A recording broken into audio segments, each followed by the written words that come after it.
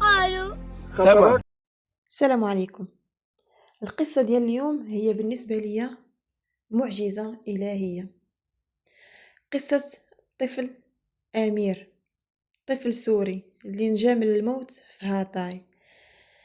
اليوم الجمعة 5 دجنبر، يوم عادي وهادئ بمنطقة ريحانلي أو مدينة ريحانلي جنوب تركيا، ولكن هذا الهدوء غيتحول لعاصفة ويولي بداية لأكثر قصة مؤلمة سمعتها الناس هاد السنة. الطفل أو البطل أمير الجدوح عمره حوالي 10 سنين.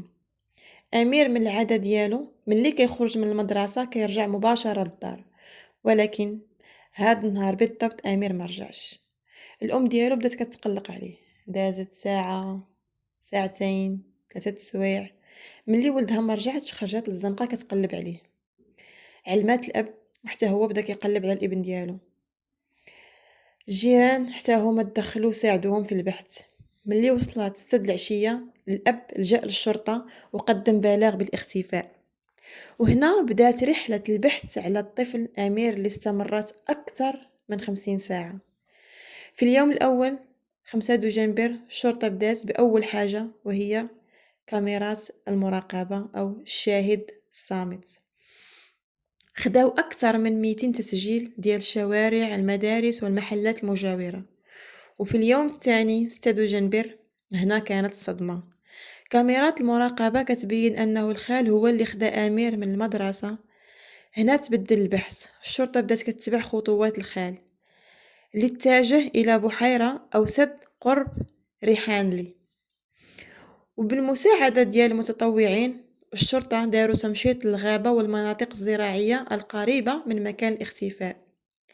الوقت كيدوز والبرد قاصح، وكل دقيقة كتدوز كتقلل احتمالية أن الطفل باقي حي.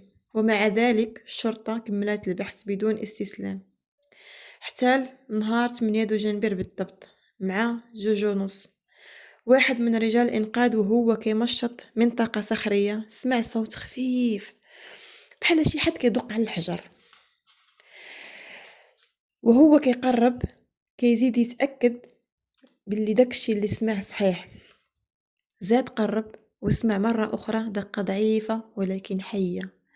هنا عيط على باقي الفريق باش يعاونوه، بدا كيحيد الحجر وحدة مور وحدة، كانوا 7 الحجرات أو صخرات كبار. وهنا كانت الصدمة، أمير مدفون تحت 7 الصخرات. 50 ساعة من الألم والخوف، 50 ساعة من الجوع والعطش، 50 ساعة ديال المقاومة وسط البرد والظلام والوحدة. أمير كان ممدد، الجسد ديالو مرهق، التراب لاصق في شعره وكيحاول يتنفس بصعوبة. واحد من رجال الإطفاء غطاه بالجاكيت ديالو. أمير كان باقي حي.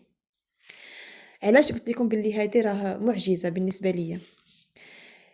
في هذيك اللحظة راه كانت لحظة تخلط فيها الأمل والخوف، لحظة كل شي فهم فيها أنه أمير ما خسرش حربه ضد الموت وبقى صامت 3 أيام تحت الصخور.